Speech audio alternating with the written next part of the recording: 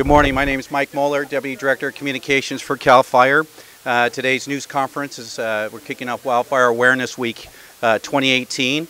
We'll begin with our primary speakers standing right behind me. After we're finished and Chief Pimlott closes out, we'll open it up for Q&A. After the Q&A, they'll be available for individual interviews, so just let us know. And now I'd like to introduce Chief Mike Hebard. Thank you. All right, good morning and welcome to the Redding's 2018 Wildfire Awareness Week.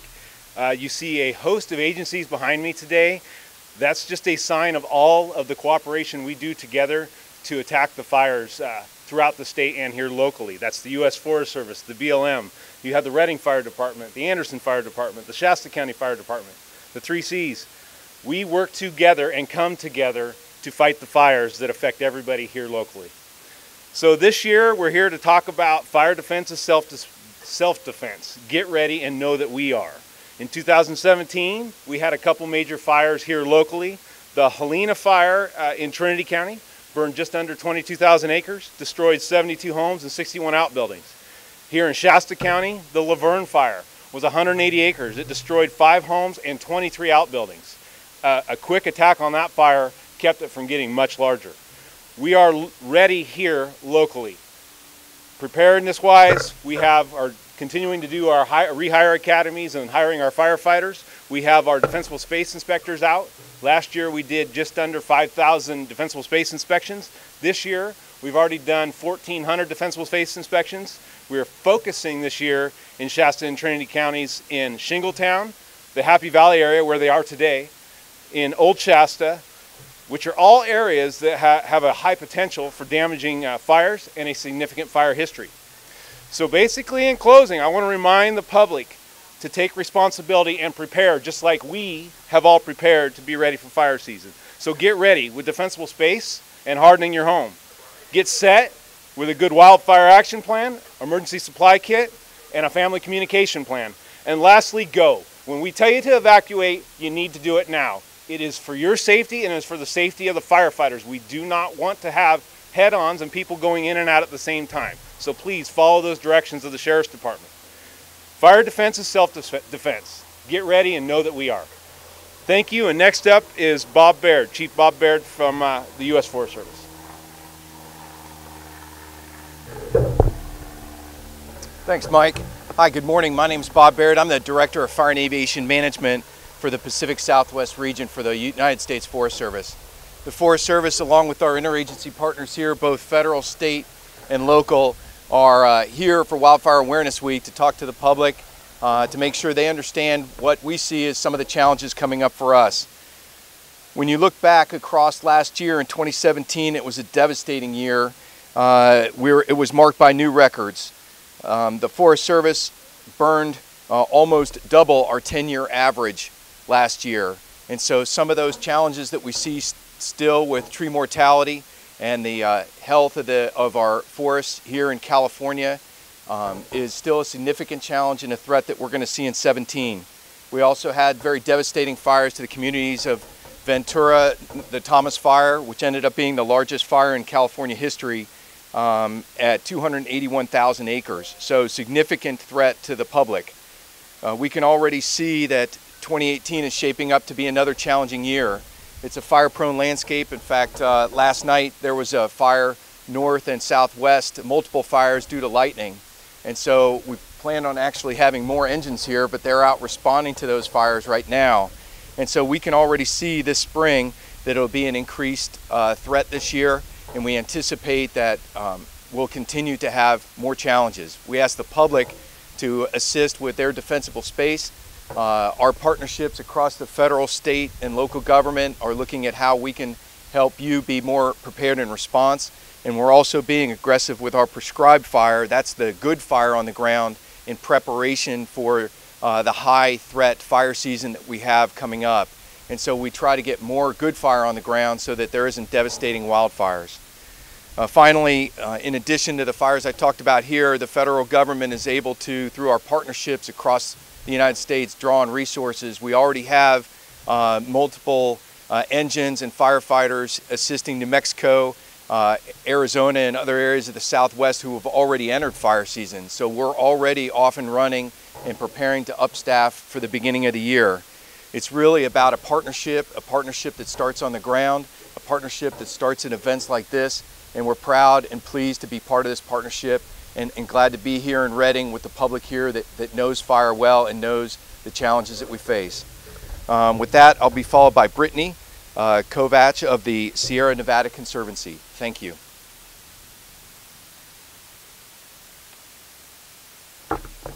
Thank you. Good morning. My name is Brittany Kovach and I'm with the Sierra Nevada Conservancy. The Sierra Nevada Conservancy is a state agency that serves the 25 million acre Sierra Nevada and Cascade Mountain region. This region is critical to California. More than 60% of our state's developed water supply comes from the Sierra Nevada and the Cascades. Millions of people from all over the state and the world recreate here, and our forests are a key player in regulating our climate. Healthy forests are essential for maintaining those benefits, and fire is a natural and essential process in the Sierra Nevada and the Cascades, but many of the fires that we've seen recently have been much more damaging than good. Recent fires have been larger and more severe, causing more damage than good. And the effects of unhealthy forests are felt most in the communities where the large damaging fires happen and where tree mortality is the highest. However, the impacts from these events reach far across the state and even beyond. For example, research shows that the 2013 Rim Fire likely impacted 7 million person days from smoke across California and Nevada. In addition, forests in the Sierra Nevada store half of California's total forest carbon, helping to offset emissions from human sources. But damaging wildfires and an unprecedented level of tree die-off have jeopardized that important service. In fact, research shows that between 2001 and 2010, California's forests actually emitted more carbon than they sequestered. Fortunately, the same activities that reduce the risk for these large damaging wildfires also protect our carbon storage. Ecologically sound forest thinning, prescribed fire, utilization of managed fire are all tools that we can use to reduce the risk for large damaging wildfires and protect our climate. We at the Sierra Nevada Conservancy are actively engaged in restoring forest health through the Sierra Nevada Watershed Improvement Program, and many of the partners represented here today are committed to using all of the tools in that toolbox to restore forest health and prevent the next mega fire. Wildfire Awareness Week is all about fire preparedness and prevention, and reducing the risk for large damaging wildfires that negatively impact our communities, our water supply, our air quality, our recreational access, and our climate. Everyone in California benefits from the clean air and water that Sierra Nevada forests provide, and everyone feels the impact from these large damaging wildfires. We all have to do our part to prepare for wildfire and support the efforts of those working to restore forest health across the Sierra Nevada and Cascade region and across the state. Thank you. I would now like to introduce Alan Bittner, District Manager from the Bureau of Land Management.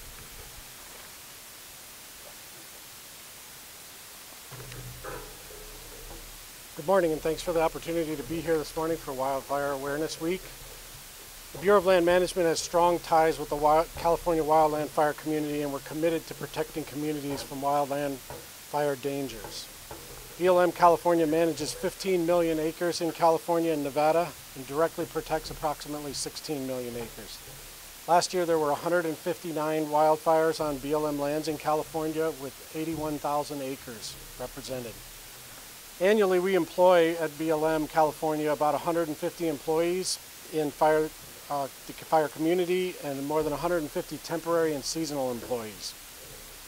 The outlook this year is with above normal precipitation and snowpack this winter, or below normal I say, this winter we expect another long fire year. Some of the conditions that we expect are to experience additional and significant statewide tree mortality. The predicted combination of warm and dry summer with above normal dried vegetation, fall weather bringing offshore wind events could create major wildfire concerns. Based on the fuel situation alone, BLM lands in California have above normal potential for significant wildfire events this year. Some of the emphasis areas for BLM California: ensuring firefighter and public safety is always a top priority. We intend on continuing hazardous fuels reduction projects to help reduce wildfire risk on BLM lands. On average, we treat about 17,000 acres a year, and we expect to stay on pace with that. We will continue fire prevention and education efforts with the public, recognizing that 87% of wildfires on BLM managed land are human caused, although here in NorCal we see more events caused by lightning. We are seeing success with a 10-year downward trend in human-caused fires on BLM managed lands in California. Fire prevention and education and fuels reduction work in the wildland fire-urban interface will be a high priority. We will maintain and increase our interagency collaboration with the fire service. BLM will continue to protect habitat for federally listed and critical wildlife species, such as sage grouse, through fuels treatment, education, and aggressive initial attack. At the BLM, we believe interagency cooperation and collaboration is paramount to success. We are proud to be one of 5 federal wildland fire agencies partnered with CAL FIRE, Cal OES, and 1,200 local fire departments to protect California from wildfire. There continues to be high levels of coordination in California between all agencies in the California Wildland Fire Service. We build on this coordination to increase efficiencies in suppression, hazardous fuels reduction, fire prevention, and education. And finally, we provide one voice through statewide fire education campaigns and continually develop new processes and products to meet the ever-changing fire environment. Thanks for the opportunity to be here today during Wildfire Awareness Week. We look forward to continued coordination with our partners as we face this year's wildland fire risks. With that, I'd like to introduce Scott Russell, the Forest Supervisor on the Shasta Trinity National Forest.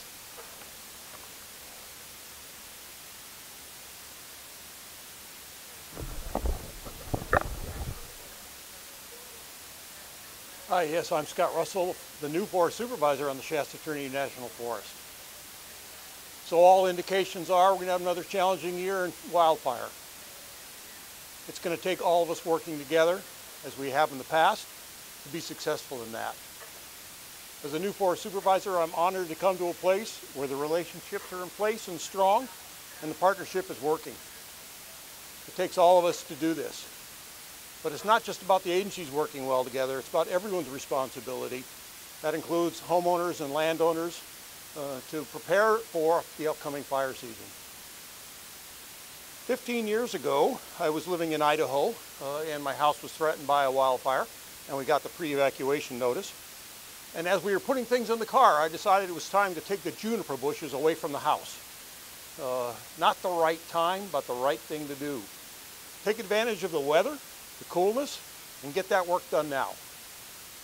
I'd now like to introduce Tim Pimlott, Director for CAL FIRE. Thank you, Scott. And yes, good morning. I'm Ken Pimlott, the Director of CAL FIRE. And you've heard from all of the interagency partners here this morning the key messages. And Scott really summed it up about engaging the public, not just the resource and fire agencies, in this overall effort to reduce losses and protect communities and homes and people. 2017, as I know everyone knows, was the most devastating fire season in California's history.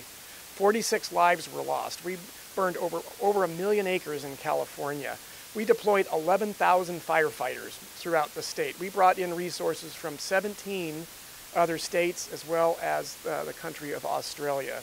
California has a system through all these interagency partners to rapidly deploy resources. We have over 1,000 local government fire departments, all of our federal agency partners, CAL FIRE, the Office of Emergency Services, the California National Guard, and our federal military partners, California Conservation Corps. It's a long list of partners that are engaged every day in California to protect our resources and our people.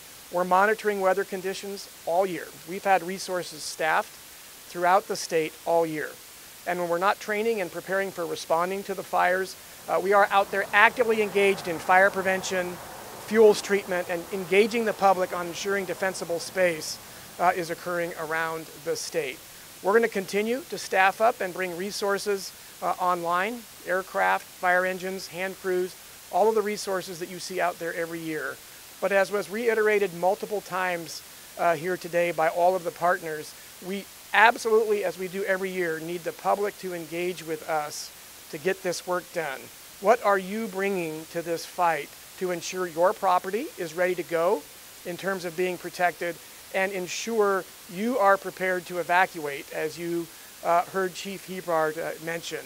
Remember how devastating the fires were in the North Bay in October, and how such short notice all of those homeowners had to leave, many of them just ahead of the fire.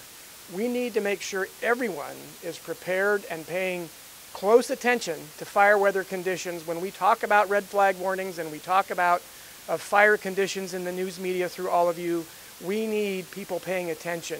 No different than a tornado, no different than a hurricane. Fires are deadly, and you need to be paying attention. We live in fire country in California. So having your head on a swivel, as they say, paying attention and being prepared to evacuate orderly and quickly. So again, thank you for taking the time to spend with us today to talk about this critical message. We're happy to take questions from either myself or members of the panel. Okay, well, that'll conclude the formal part of the press conference, but any member of the agencies you see, organizations represented behind me, are happy to do one-on-one interviews with any of you. Again, thank you for taking the time to be here today.